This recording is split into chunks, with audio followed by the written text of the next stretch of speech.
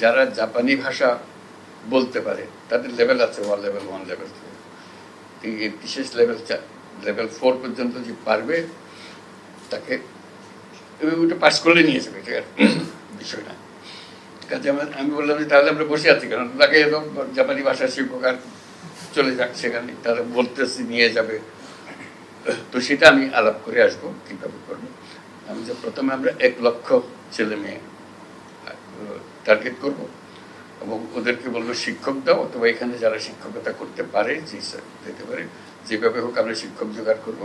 ক্রমে ক্রমে এরকম যেটা শুরু করলাম ওইটা ওইভাবে শুরু হবে, আস্তে আস্তে একটা শুরু হবে। এবং একবার শুরু হলে বলি যে আর থামবে না, যত দিতে পারেন আমরা দিতে থাকবো। আপনাদের সংখ্যা আমি 1 লক্ষ দিয়ে শুরু করতে চাচ্ছি, 1 লক্ষ টার্গেট করে। 1 লক্ষ তো রাতারাতি হবে না, আমরা শুরু করবো হয়তো 200-500 দিয়ে শুরু করবো, আস্তে আস্তে আরো 1000 হবে, লাখ হবে, ইত্যাদি ইত্যাদি যাবো। এইটাও আরেকটা সুযোগ, শুধু একটা ভাষা শেখা এবং তারা সেটা শেখাবার জন্য যা যা আয়োজন লাগে সেটা করে দিতে পারবে এবং সেটা করা।